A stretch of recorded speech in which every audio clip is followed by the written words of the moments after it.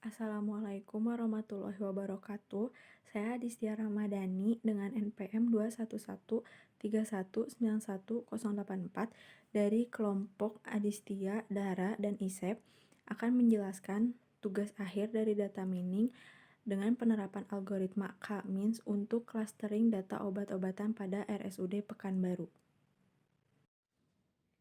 Yang pertama yang saya akan jelaskan dari jurnal ini yaitu yang dimana jurnal ini bertujuan untuk menganalisis perencanaan akan kebutuhan obat-obatan yang tepat dapat membuat pengadaan obat-obatan menjadi efektif dan efisien, sehingga obat-obatan dapat tersedia dengan cukup sesuai kebutuhan serta dapat diperoleh pada saat yang diperlukan. Perencanaan akan kebutuhan obat-obatan adalah salah satu aspek yang penting untuk menentukan pengelolaan obat-obatan. Hal tersebut akan mempengaruhi pengadaan, pendistribusian, dan pemakaian obat-obatan. Kemudian ada metode. Objek penelitian ini menggunakan data dari laporan pemakaian dan lembar permintaan obat atau yang disingkat LPLPO RSUD Arifin Ahmad Pekanbaru tahun 2017. Knowledge Discovery in Database atau KDD adalah metode yang digunakan untuk dapat memperoleh pengetahuan yang berasal dari database yang ada. Hasil pengetahuan yang diperoleh dapat dimanfaatkan untuk basis pengetahuan knowledge base yang digunakan dalam keperluan mengambil keputusan.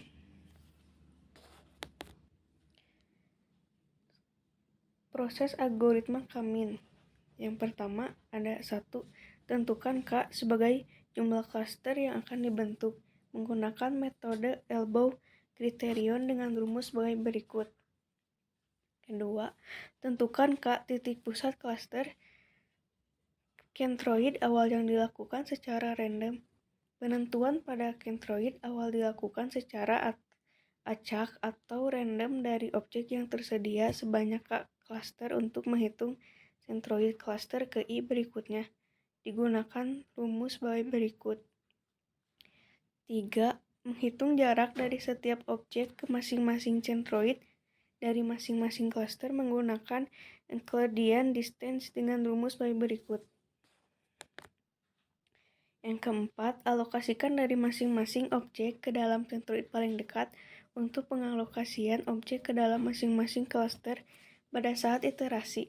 Secara umum dilakukan dengan cara hard K-means di mana secara tegas setiap objek dinyatakan sebagai anggota cluster dengan mengukur jarak kedekatan sifatnya terhadap titik pusat cluster tersebut. Kelima, lakukan iterasi dan kemudian tentukan posisi centroid baru dengan menggunakan persamaan. Yang terakhir, ulangi langkah 3 jika posisi centroid baru tidak sama. Nah, sekarang pembahasan dan hasil. Yang pertama, data integrasi. Objek penelitian ini menggunakan data dari laporan pemakaian dan pada tahap data integrasi ini dilakukan penggabungan data-data obat yang terdapat pada laporan setiap bulannya ke dalam 1 tahun menjadi total pemakaian. Untuk pemakaian obat yang tidak ada jumlah pemakaian obatnya akan diberi nilai 0 seperti yang terlihat di tabel 1 di samping. Yang kedua, data cleaning. Pada tahap ini adalah membuat atribut yang tidak relevan atau tidak konsisten. Atribut yang dibuang dari dataset yang sudah ada yaitu satuan, harga satuan, stok awal masuk, dan stok akhir. Atribut yang digunakan yaitu nama obat, pemakaian dataset yang telah di-cleaning dapat dilihat pada tabel 2 di samping.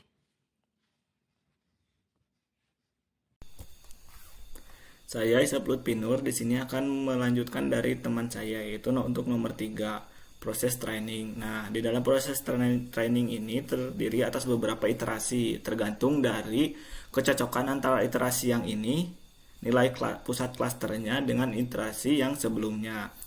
Nah, untuk iterasi pertama karena iterasi sebelumnya belum ada, jadi kita bisa mengambil dari dataset sebelumnya yaitu di sini ada 3 klaster.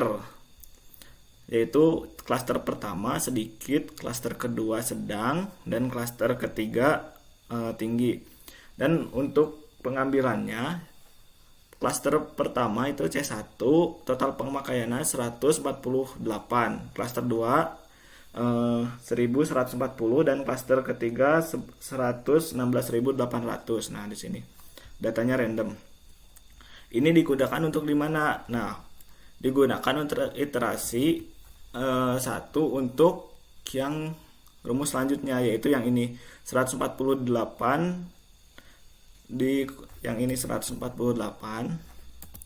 dikurangi nilai I yang ini, nilai iterasi yang ada di dataset tiap-tiap ini. Rumusnya akar dari 148 yang C1 untuk klaster pertama dikurangi I atau nilai dari tiap-tiap ini. Yang ini nih. Nah, untuk C1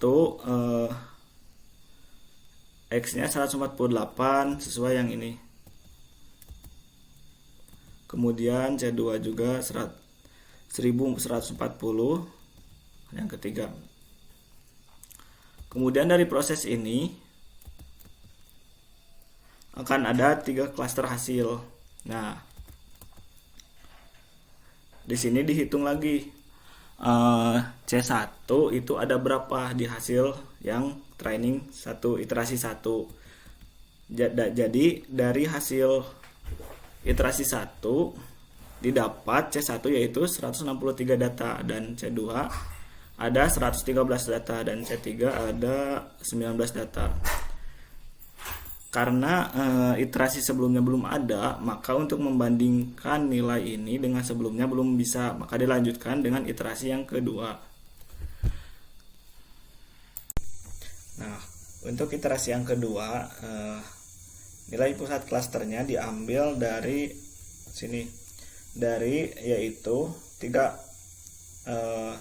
C1 yang di sini yang termasuk anggota C1, yaitu ada sebanyak 163 data, dan nilai yang terkecil pada bagian C2 yaitu ada 113 data, dan nilai terkecil pada C3 ada 19 data. Nah, untuk nilai pusat klasternya, cara menentukannya yaitu rata dari anggota dibagi jumlah data. Rata sama dengan total dibagi jumlah data. Kemudian nilai ini digunakan untuk iterasi yang kedua yang ini.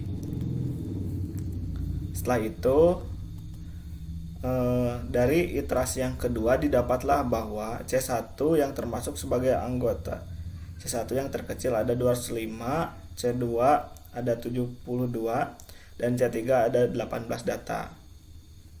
Ini untuk iterasi yang kedua. Nah, untuk iterasi yang kedua, jika dibandingkan dengan iterasi yang pertama, maka terdapat perbedaan. Contohnya di sini C3 18, tapi di sini 19. Nah, karena terdapat perbedaan dan range-nya terjauh, maka dilakukan iterasi yang ketiga. Sama seperti iterasi yang kedua, nilai pusat klasternya diambil dari hasil iterasi yang kedua. Kemudian untuk iterasi yang ketiga sama seperti yang pertama dan kedua, dan didapatlah hasil dari iterasi yang ketiga, yaitu untuk C3 ada sebanyak 16 data, anggota C2 ada 63 data, dan anggota C1 ada 217 data. Jika dibandingkan dengan iterasi yang ketiga, maka terdapat perbedaan. Ini 18 C3-nya. Sini ada 16. Sini 72, dan di sini yang 3.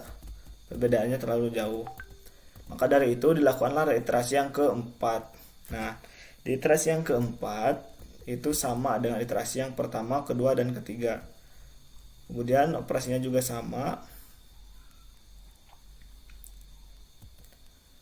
Kemudian didapatlah hasil dari iterasi yang keempat, karena datanya Hasil dari iterasi yang keempat terdapat yang sama seperti C3. C3 ada 16 data sama dengan hasil iterasi yang ketiga yang ini. Untuk selanjutnya saya serahkan kepada teman saya. Terima kasih. Ini adalah hasil klasterisasi data obat yang dilakukan dengan algoritma K-means. Didapatkan hasil klasternya setelah melakukan iterasi keempat, yaitu terdapat kelompok obat yang pemakaian sedikit, terdapat pada klaster 1 yang memiliki 224 anggota. Kelompok obat yang pemakaian sedang terdapat pada klaster 2 yang memiliki 55 anggota. Dan kelompok obat yang pemakaian tinggi terdapat pada klaster 3 yang memiliki 16 anggota. Dari hasil klasterisasi pada data obat-obatan, dapat ditarik kesimpulan bahwa kelompok obat yang termasuk pemakaian sedikit rata-rata permintaan obat setiap tahunnya kurang dari 18.000 buah, dan obat yang termasuk pemakaian sedang rata-rata permintaan obat setiap tahunnya di antara 18.000 sampai 70.000 buah. Sedangkan obat yang masuk ke dalam kelompok obat yang pemakaian tinggi, rata-rata permintaan obat setiap tahunnya di atas 70.000 buah. Dari analisa klaster di atas, mungkin perlu dilakukan lagi penelitian lanjutan agar klasterisasi data obat dapat dilakukan secara lebih valid dengan menetapkan nilai sentroid terbaik. Kekurangan dari materi ini adalah sebelum algoritma dijalankan, K buah titik diinisialisasi secara random sehingga pengelompokan data yang dihasilkan dapat berbeda-beda. Jika nilai random untuk inisialisasi kurang baik, maka pengelompokan yang dihasilkan pun menjadi kurang optimal. Sarannya, dalam jurnal ini, perhitungan dilakukan secara manual.